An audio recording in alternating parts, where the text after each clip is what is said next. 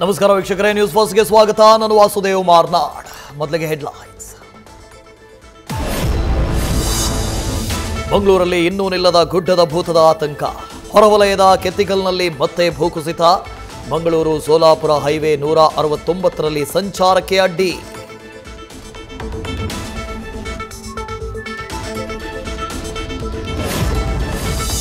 ಚಿಕ್ಕಮಗಳೂರಿನ ಮಲೆನಾಡು ಭಾಗದಲ್ಲಿ ಮುಂದುವರೆದ ಗಾಳಿ ಮಳೆಯ ಅಬ್ಬರ. ಬೃಹತ್ ಮರ ರಸ್ತೆಗೆ ಬಿದ್ದು ಮುಳ್ಳಯ್ಯನಗಿರಿ ದತ್ತಪೀಠಕ್ಕೆ ತೆರಳುವ ರಸ್ತೆ ಬಂದ್. ಕೈಮರದ ಸಮೀಪ ಮರ ತೆರವುಗೊಳಿಸಲು ಪೊಲೀಸರು ಸ್ಥಳೀಯರ ಹರಸ.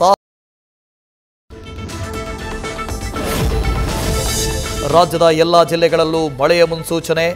ಹಲವು ಜಿಲ್ಲೆಗಳಿಗಿಂದು ಆರೆಂಜ್ ಅಲರ್ಟ್, ಉಡುಪಿಗೆ ರೆಡ್ ಅಲರ್ಟ್. ಕೊಡಗು, ದಕ್ಷಿಣ ಕನ್ನಡ, ಉಡುಪಿ, ಚಿಕ್ಕಮಗಳೂರು ಜಿಲ್ಲೆಗಳಲ್ಲಿ ಶಾಲೆಗಳಿಗೆ ರಜೆ. ಇಸ್ರೇಲ್ ಮತ್ತು ಇರಾನ್ ನಡುವೆ ಮತ್ತಷ್ಟು ತೀವ್ರಗೊಂಡ ಯುದ್ಧ. 100ಕ್ಕೂ ಹೆಚ್ಚು ಮಿಸೈಲ್ ದಾಳಿ ನಡೆಸಿದ ಇರಾನ್. ಎಲ್ಲವನ್ನೂ ಹೊಡೆದುರುಳಿಸಿದ್ದೇವೆ. ನಮ್ಮ ಕೌಂಟರ್ ಅಟ್ಯಾಕ್ನಲ್ಲಿ 200 ಇರಾನಿಯರ ಸಾವಾಗಿದೆ ಎಂದಿರುವ ಇಸ್ರೇಲ್. ಇವತ್ತಿನಿಂದ ಜನರೊಂದಿಗೆ ಜನತಾದಳ ಅಭಿಯಾನ.